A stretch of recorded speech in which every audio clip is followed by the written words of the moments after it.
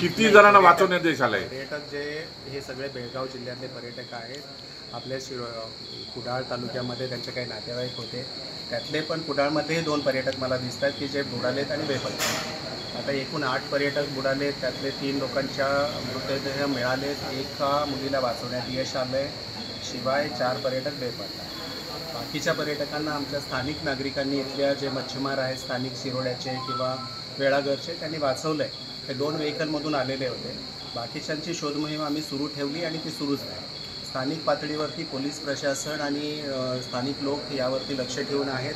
पोलिसांनी या घटनेची दखल घेऊन त्या पुढची जी कायदेशीर कारवाई ती सुरू केली आहे. सर, नेमकी काय घटना घडली? किती वाजता हे पर्यटक आलेले, किती पर्यटक होते आणि नेमकी काय घटना घडली होती या संदर्भात काय माहिती समोर येते? 4 ते 5च्या दरम्यानची ही घटना आहे.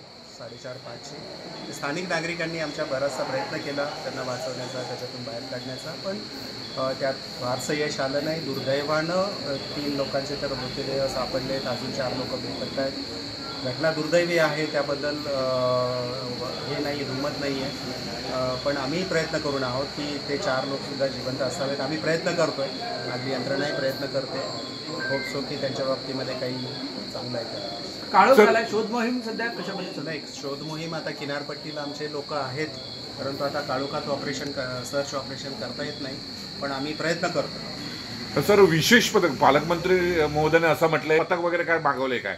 नाही, काम सुरू झालंय, पथक येत आहे, ते पण काम सुरू करणार आहे आणि यथावकाश आपल्याला पुढची माहिती देतो.